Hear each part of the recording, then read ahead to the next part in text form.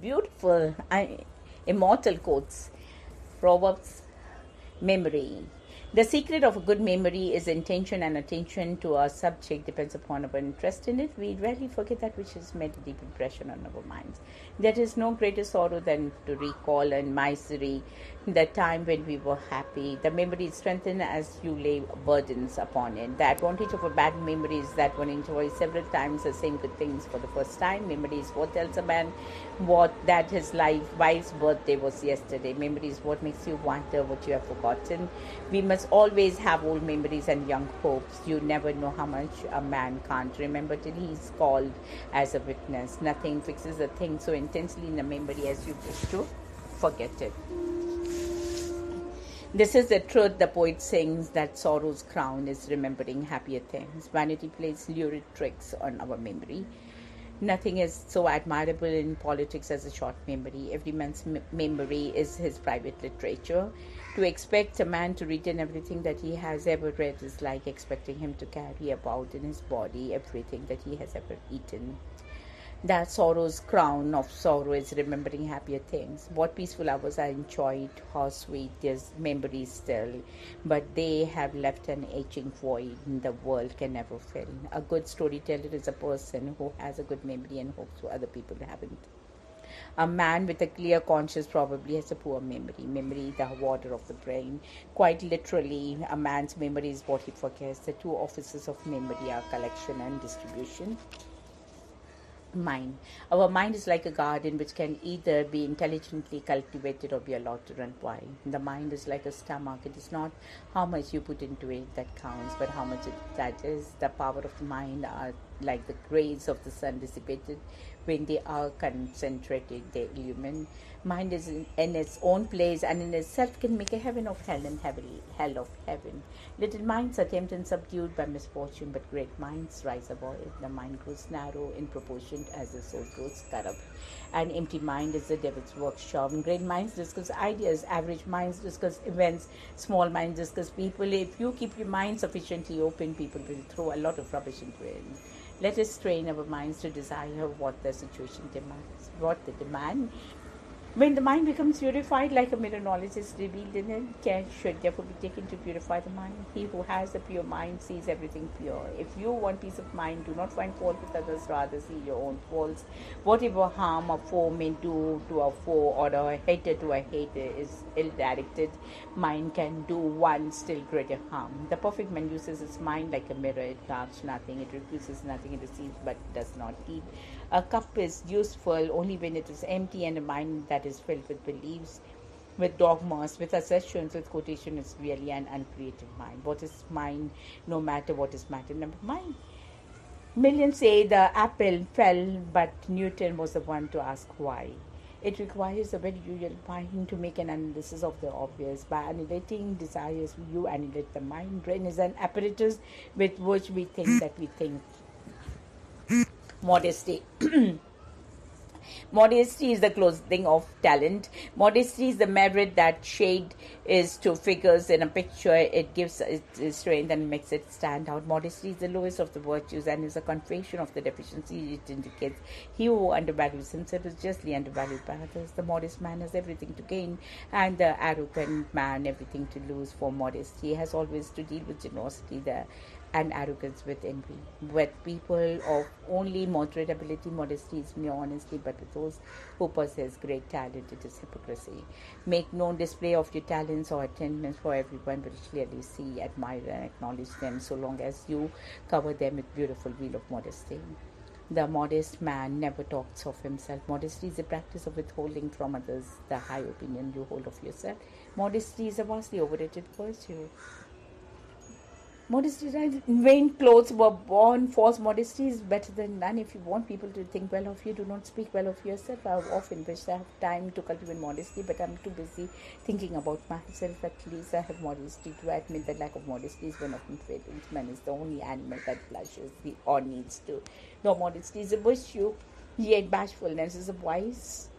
It's easy, but it's a fine thing, nevertheless, to be modest when one is great. The English instinctively admire the man who has no talent and is modest about it. I love them because it is a joy to find thoughts one might have beautifully expressed by someone wiser than oneself. I have offended God and mankind because my work didn't reach the quality it should have. Modesty is the only sure bet when you angle for praise.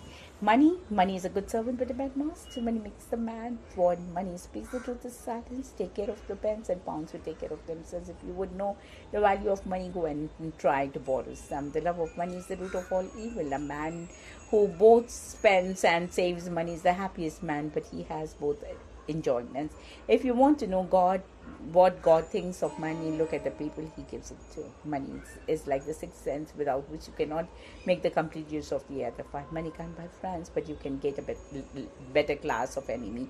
Lack of money is the root of all evil. The easiest way for your children to learn about money is for you not to have any. Riches are not from abundance of worldly goods, but from a contented mind.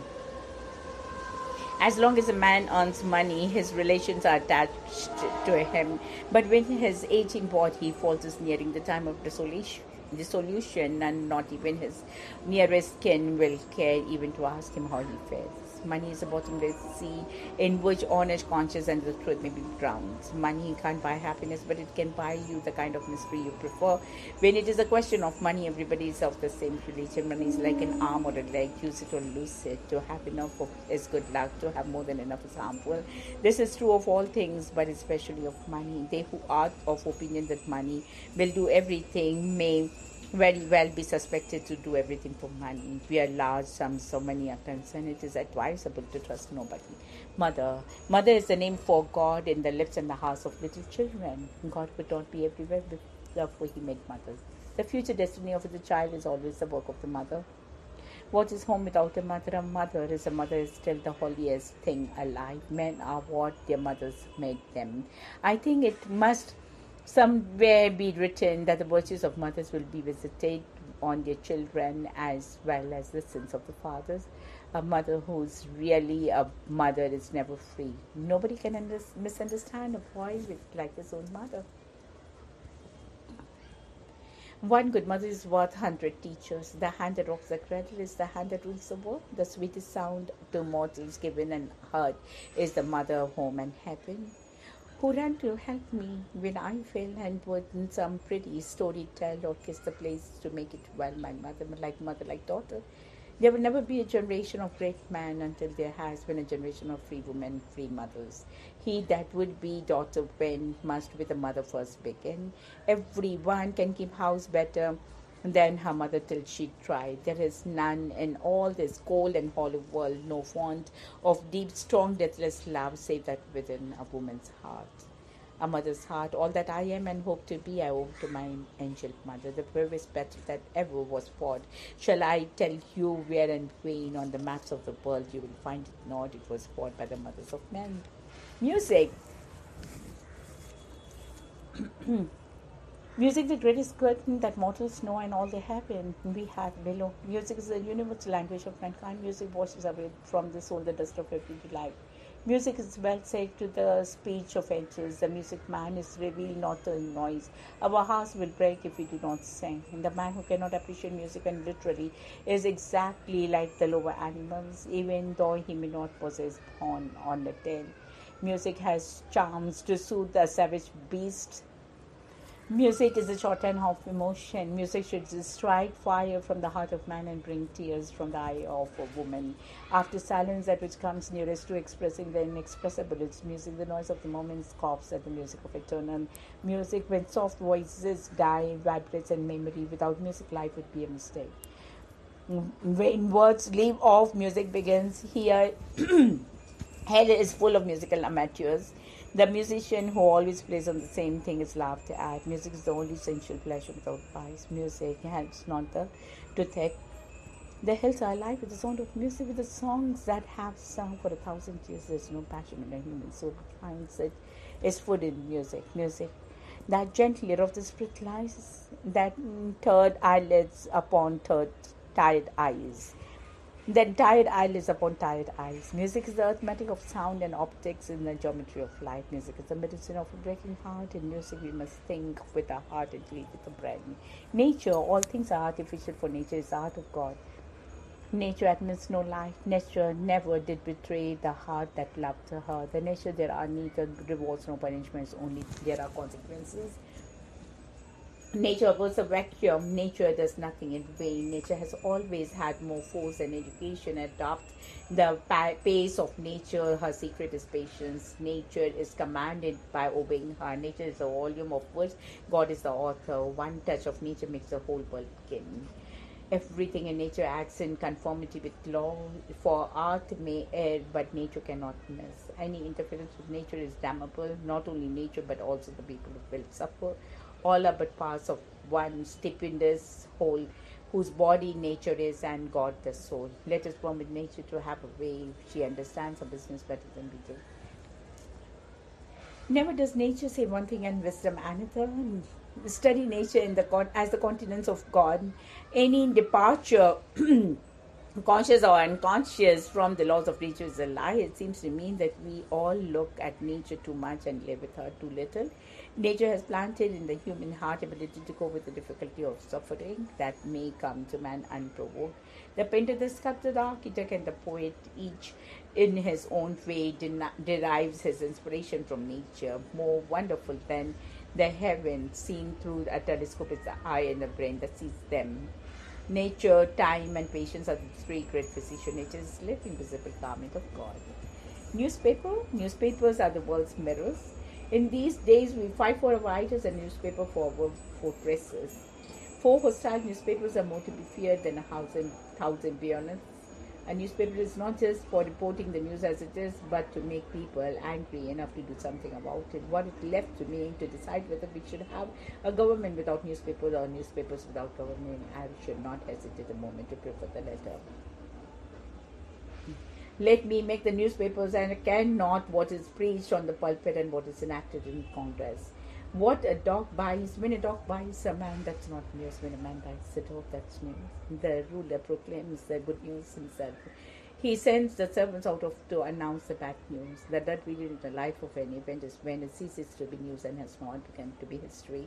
Here comes the herald of a noisy world, news from all nations lumbering at his back, a messenger of grief perhaps to thousands and a joy to some.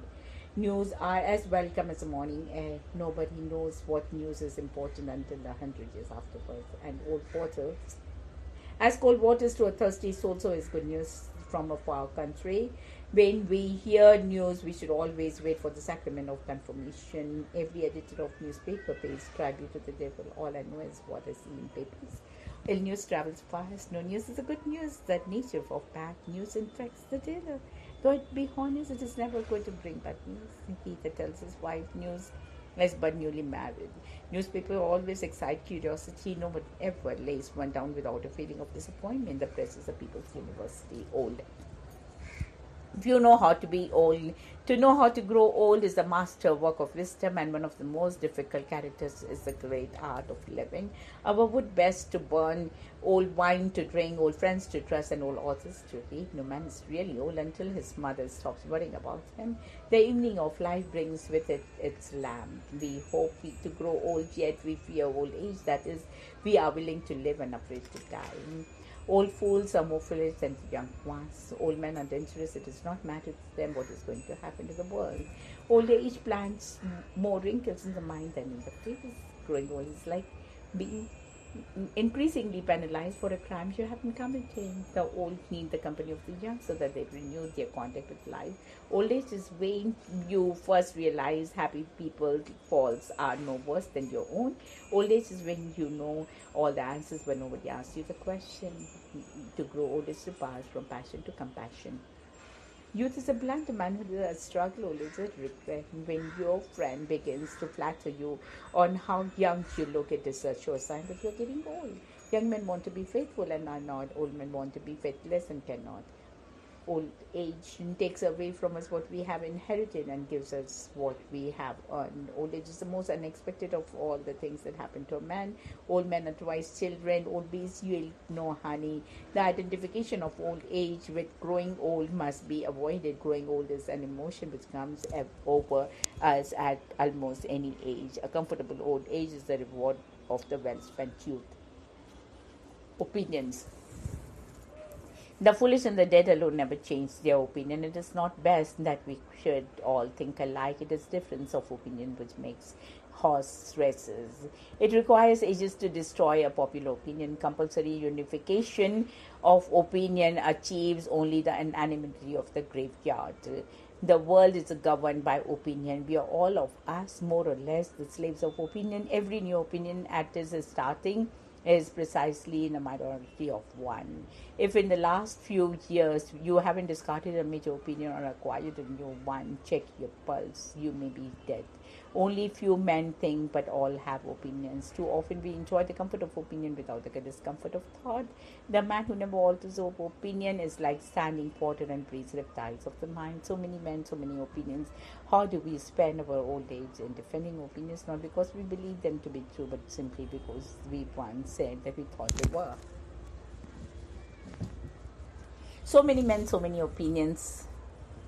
Few people are capable of expressing the equanimity opinions which differ from the prejudice of the social environment.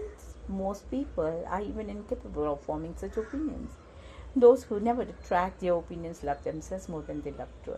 The feeble treble before opinion, the foolish defy it, the wise judge it, skillful direct it. Some praise at morning what they play at night, but always think the last opinion right. Laws that do not embody public opinion can never be enforced. When the people have no tyrant, their own public opinion becomes one. Opinions cannot survive if one has no chance to fight them. Optimism and pessimism. A pessimist is a man who looks both ways before crossing a one-way street. The basis of optimism is a sheer terror. An optimist expects his dream to come true. A pessimist expects his nightmares to. There is no sadder side than a young pessimist. An optimist is the one who makes the best of it when he gets the worst of it. The pessimist sees the difficulty in every opportunity. The optimist, the opportunity in every difficulty. A pessimist is a man who thinks everybody is as nasty as himself and has them for it. The place where optimism most flourishes is a lunatic asylum. Two men look out through the same path. One sees the mother, one the stars. Optimism, the cheerful frame of mind that enables a tea kettle to sing in hot water up to its nose. Keep your face to the sunshine and you cannot see the shadow. A pessimist sees only the dark side of the clouds and mopes, and philosopher sees both sides and surges. An optimist doesn't see the clouds at all. He's walking on them. God is in heaven, all's right with the world. But a man's reach should exceed his grasp. What's a heaven for? After a storm comes a calm. Every cloud has a silver lining. When one door shuts, another opens. Where there is life, there is hope. The latest definition of an optimist is one who fills up with crossword puzzle in ink. Life may change, but it may fly not. Hope may vanish, but cannot die not. Truth be veiled, but still it burned. Love repulsed, but it returned. Oratory. In oratory, the greatest art is to conceal art. All epoch making revolutionary events have been produced not by the written but by the spoken word. Oratory is the power to talk people out of their sober and natural opinions. The object of oratory is not truth but persuasion. What the orators want in depth, they give you in length. A speech is like a love affair. Any fool can start it, but an end requires considerable skill. A speech is a solemn responsibility. The man who makes in the back 30-minute speech to 200 people wastes only a half hour of his own time, but he wastes 100 hours of the audience time. More than 4 days, which should be a hanging offense. Spartans, Troyes, heroes, sense and cause use a short and positive speech. The finest eloquence is that which gets things done. If you haven't stuck oil in the first 3 minutes, stop boiling. My father gave me these hints on speech making. Be sincere, be brave, be seated. An orator without judgment is a half horse without a bridle. The ability to speak in a shortcut to distinction, it puts a man in the limelight, raises his head and shoulder above the crowd. The man who can speak acceptably is usually given credit for an ability out of all proportion to what he really possesses. There is not less eloquence in the tone of the voice, in the eyes and the demeanor than in the choice of words. It is a prime error in an orator not to seize the emotions and subdue the humanity of the hearers first. or it is the most vehement when they have the weakest cause, as men go it on horseback, when they cannot talk. There is no power like that of a true oratory. Caesar controlled men by exciting their fears, Cicero by captivating their affection and swaying their passions, and Prince of the one perished with its author, that of the other continues to this day. Have a false opinion and tell it with the tongue of angels. What will that profit? And the better you tell it, the worse it will be.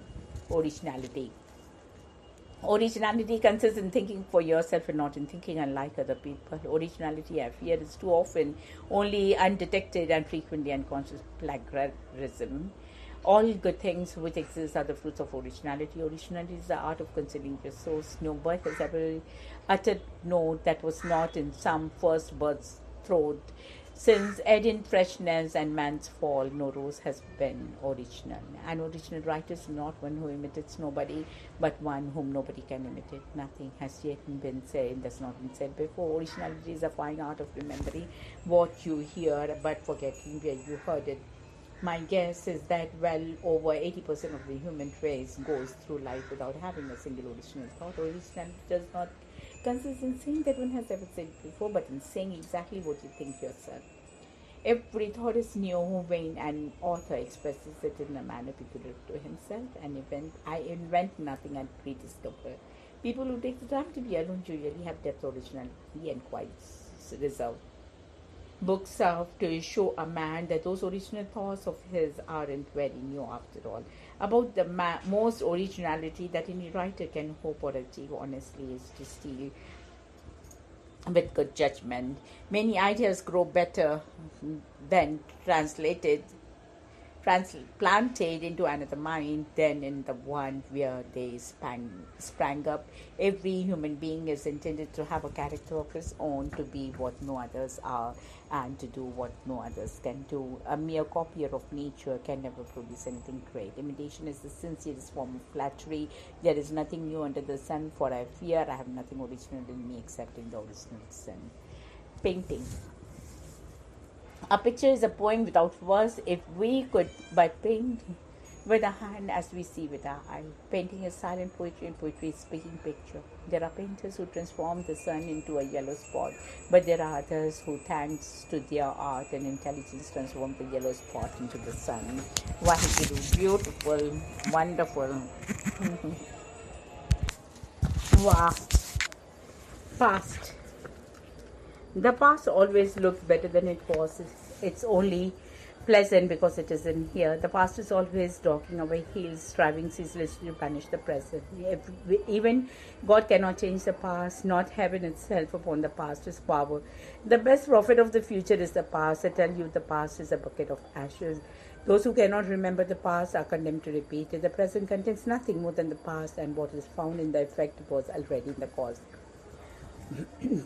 Let the dead past bury its dead. The burden of the past pursues us, and it is both a burden and an inspiration, for it drags us down and at the same time pushes us on. The past can never be effaced, since the recollection of it is an element in shaping the future. Only the past is immortal. The past is a good place to visit, but I wouldn't want to live there. The past must no longer be used as an anvil for beating out the present and the future. God cannot alter the past, but historians can. If you want the present to be different from the past, study the past.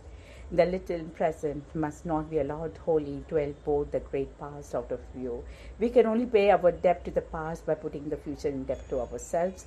But the tender grace of the day that is dead will never come back to me. The past is the only dead thing that smells sweet. Keep off the thoughts from things that are past and done, for thinking of the past wakes regret and pain. The past at least is secure. The best friend one can have is the past. Patience. Everything comes to him who waits.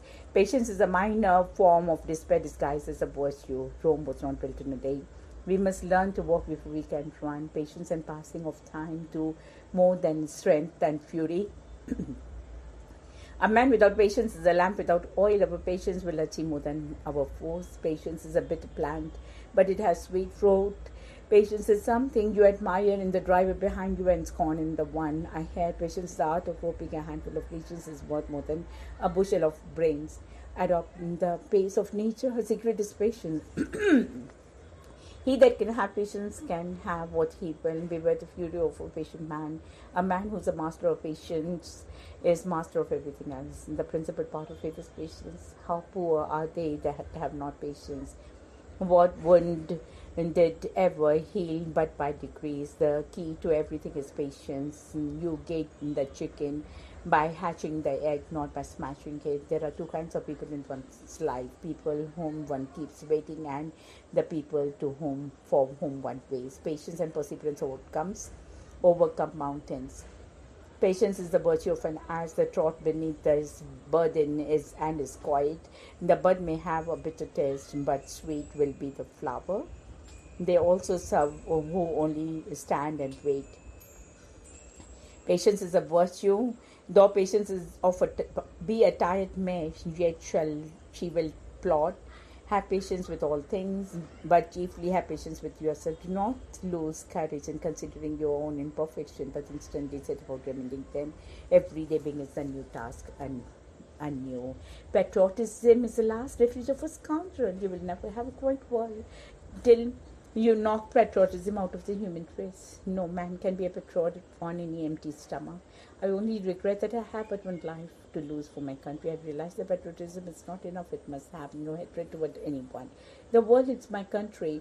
All mankind are my brethren. To do good is my religion. Swim or sink, live or die, survive or perish, but my country has been my unalterable determination.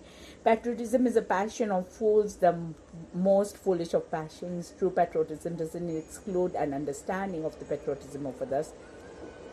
Patriotism is the virtue of the vicious. For us, patriotism is the same as the love of humanity.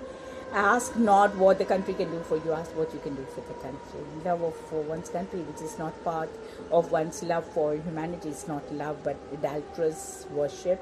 Every man loves and admires his own country because it produced him.